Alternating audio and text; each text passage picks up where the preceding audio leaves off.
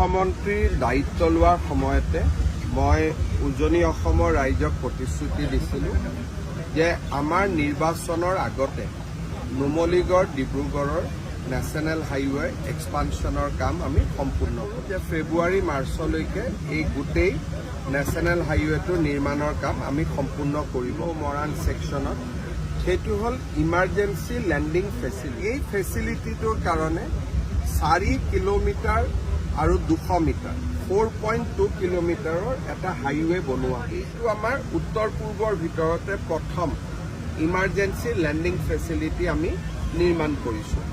কিন্তু ভাৰত চৰকাৰে ইতিমধ্যে আৰু 2টা ইমাৰ্জেঞ্চি লেণ্ডিং ফেচিলিটি আমাক অনুমোদন কৰিছে। এটা হ'ল বৰমাৰ পৰা টিহুৰ ভিতৰত নামনি অসমত, আনটো হ'ল আমাৰ নগাঁও আৰু লামডিঙৰ মাজত শংকৰদেৱ নগৰত।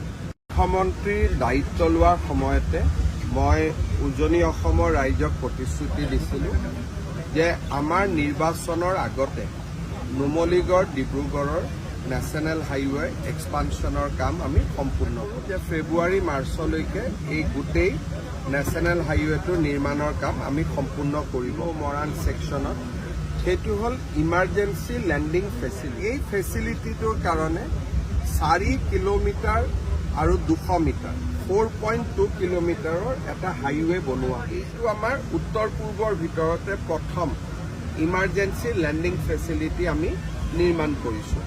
কিন্তু ভাৰত চৰকাৰে ইতিমধ্যে আৰু 2টা ইমাৰ্জেঞ্চি লেণ্ডিং ফেচিলিটি আমাক অনুমোদন কৰিছে। এটা হ'ল বৰমাৰ পৰা টিহুৰ ভিতৰত নামনি অসমত, আনটো হ'ল আমাৰ নগাঁও আৰু লামডিঙৰ মাজত শংকৰদেৱ নগৰত।